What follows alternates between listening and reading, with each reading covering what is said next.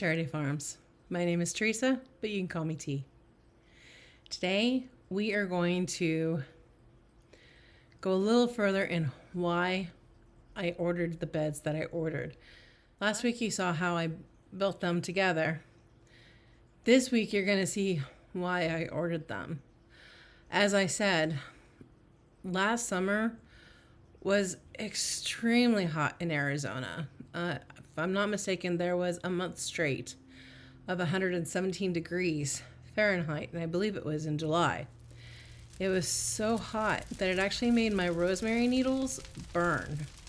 They're just now starting to heal from that devastating summer last year. But it did put me in a position where if I'm going to make my garden, not only do I not want the grass, I also have to ensure that my plants won't suffer due to lack of, or due to the very hot weather that Arizona tends to give us. So the idea is to use river rocks because river rocks are smooth surface and they don't damage anything.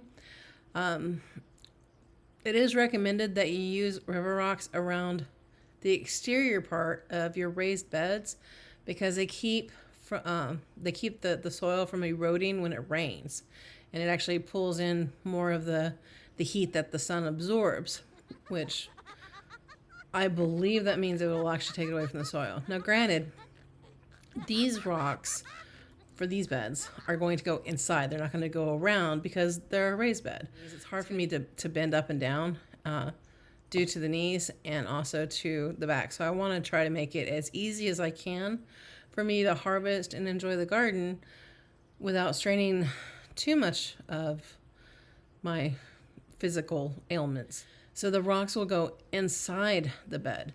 Now, I'm hoping that will happen is that the rocks, because they absorb the heat, will actually absorb any excess heat from the soil to keep the soil more moist and not dry out.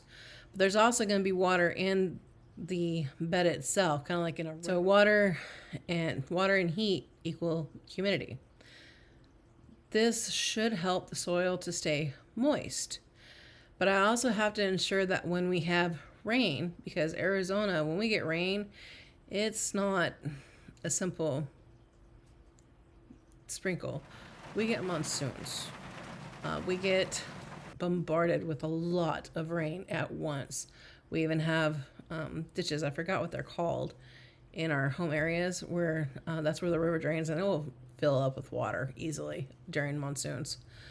So I have to make sure that there's a way to drain the water that I have, especially if we have monsoons, because I don't want to lose any of my plants that I have to go over the edge of the soil or over the edge of the bed.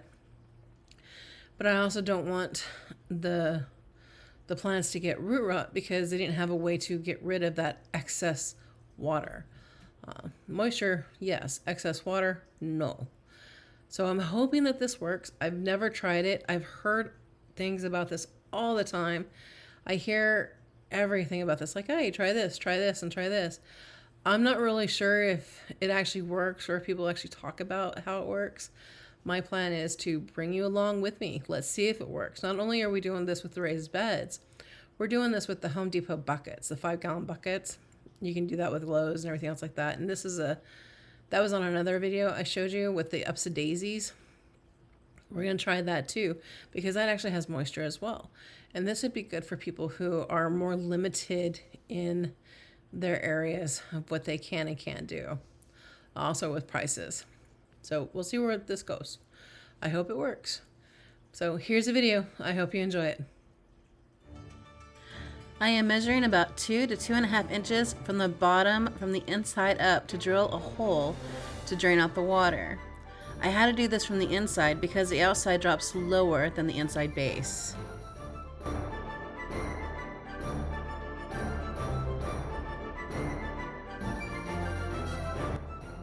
I am doing this on both sides because of the beam in the center. When I place my plastic wrap down, the beam prevents the water from flowing on both sides. Now I am sanding down the rough edges to keep me from receiving splinters in the future.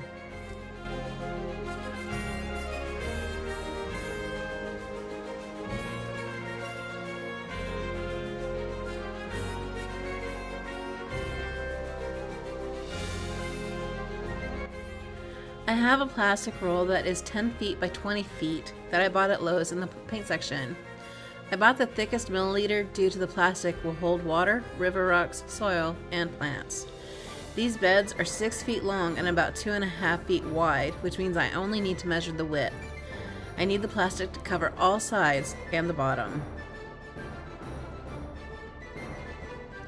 Next, I need 1 cubic feet of river rock in each section. Each bag is a half cubic feet, so I will need a total of 4 bags for the entire bed. I'm using river rock because there are no sharp edges that will cut the plastic.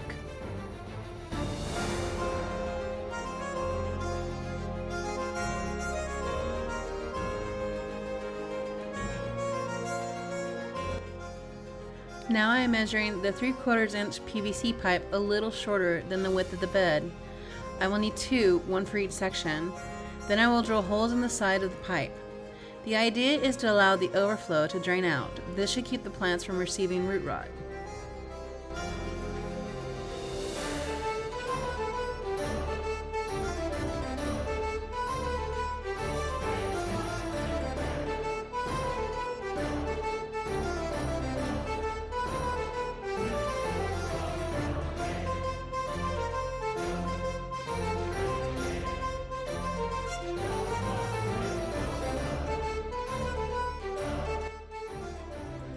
Now I'm laying down weed fabric.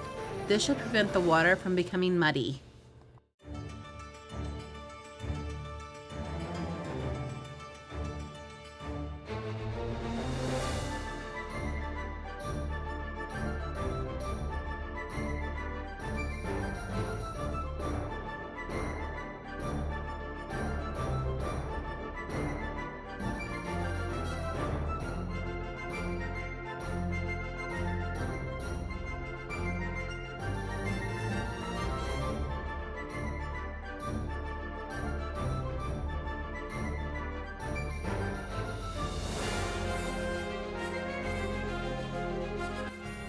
Now I am measuring the 3/4 inch PVC pipe in a vertical to go a little past the top. I'm going to push this through the weed fabric. This pipe will be used to fill the bed if the bed becomes dry. I'm doing this on both ends of the bed. I am securing the vertical PVC pipe with soil, then I will fill the rest of the bed.